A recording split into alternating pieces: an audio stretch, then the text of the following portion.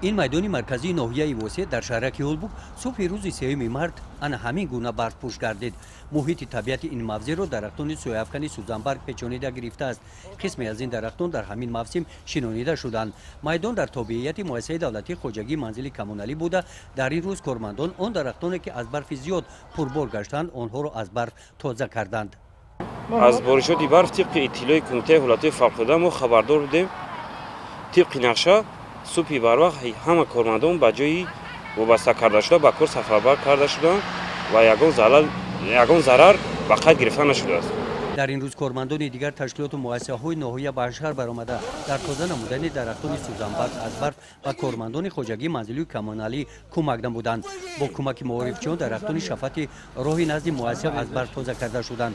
بارشات برف تا ساعت 10 پگاهی روزی به قید گرفته شد و حرکت واسطه‌های نقلیات تاثیر نکرد. گزارش خواجه نظریف خدای نظر ظهروف از ناحیه واسه برای برنامه اطلاعاتی نوید.